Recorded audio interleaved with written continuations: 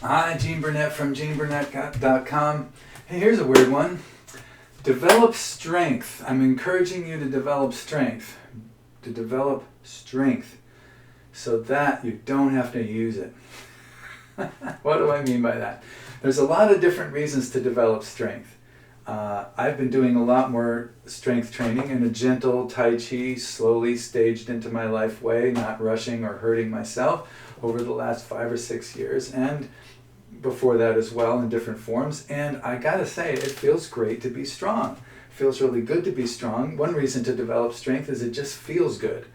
I don't mean like ridiculous bodybuilder strength. I just mean like just basic fitness and strength. It feels good to be strong. For some people, they get strong because it looks good, or at least they perceive it looking good. That's not really my concern being an old guy. It doesn't matter to me how it looks. It's nice sometimes to look at, it looks kind of nice, but it's not, I'm not checking myself in the mirror every day. So, other reason to develop strength is that there are things in life that you need to do that require strength. And it's nice to have that strength to do those tasks. If it's time to lift something and you've got some strength, you can pick up that thing, and then you can put it down and, get the job done. You can help someone move. You can push a car. You can, do stuff around your house that needs to be done that requires some strength. So it's good to have strength. It's not good to be weak, or not functional to be weak. But another reason to develop strength is so that you don't have to use it. And what I mean by that is, if any given task is a larger and larger and larger percentage of your strength, requires a larger percentage of your strength to do that task, you're more likely to hurt yourself, right? So if I was pretty weak and spindly, and this kettlebell here was the very heaviest thing I could possibly lift, then I'm much more likely to injure myself if I lift it than if it requires 70% of my strength, or 50, or 20. Something that requires, imagine lifting this kettlebell here, which I forget how much it weighs, but it's 16 kilograms, whatever that is, 30 pounds or something like that, I don't know.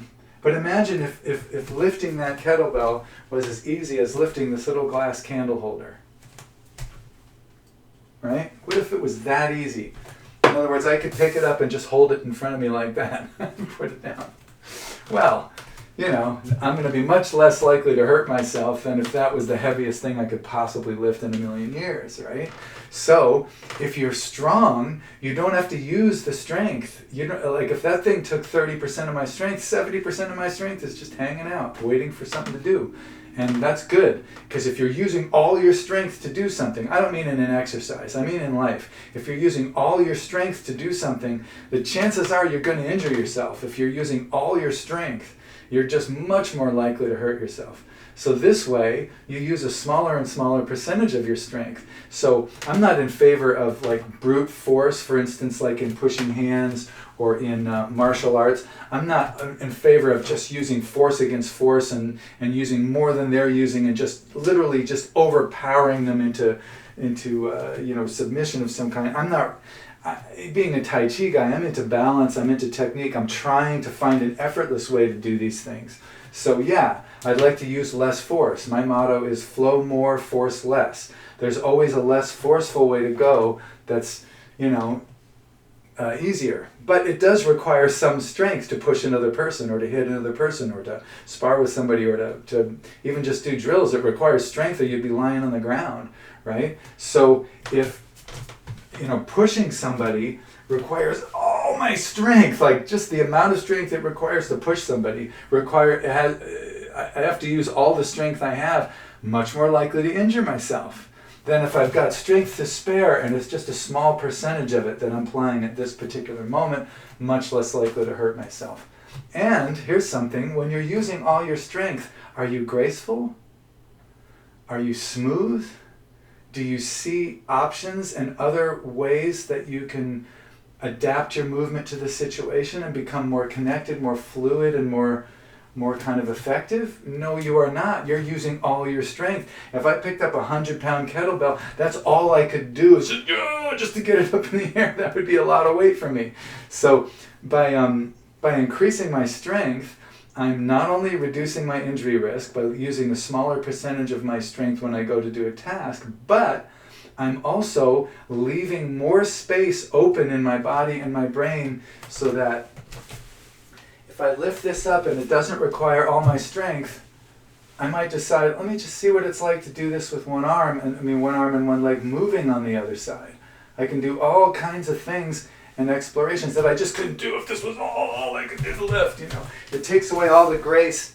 It takes away all the possibilities to be at your max.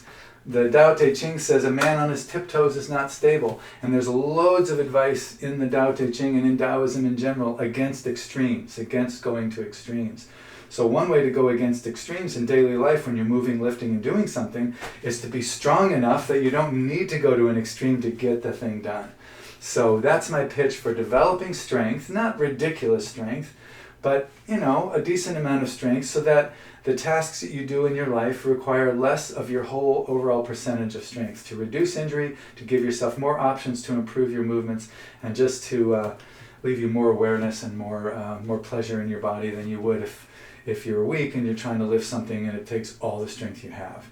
And I recommend slow, steady progress to build strength. I hung on my bar, my pull-up bar, I just hung on it for a while, and then I did small push-ups, just literally just lifting that far for weeks and weeks and weeks before I tried a full pull-up, because I had done pull-ups before. I always hurt myself because I pushed too far, strained too much. Without strain, going slowly, and I usually up my total by 1 maybe every year or so. So I'm up to 8 right now.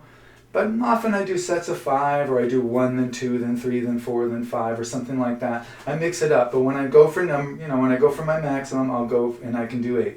So that took a long time to build up to because I went slow. If I had pushed for 8, I would be injured right now. So go slow, you know. 1 push-up. If 1 push-up gets your attention, just do 1 push-up 5 times a day until you can do 2. Just slowly build it up and you'll get stronger. You won't have to use it and you'll just feel better. So that's my pitch for developing strength so that you don't have to use it. Thanks for watching. I appreciate it. I hope these videos are helpful. If they are, let me know. It's always nice to get a comment that these things are helpful to anybody out there. And I do have tip jars all over my web world on my website, GeneBurnett.com. And here at the YouTube descriptions, I'll have, all my YouTube descriptions have PayPal tip jars. But strictly optional. I just thought I'd give you the option. But the main thing is, are these helpful? If they're helpful, let me know. I always appreciate it. Take good care of yourself. I want to see you on the other side of this craziness. And good luck with your training.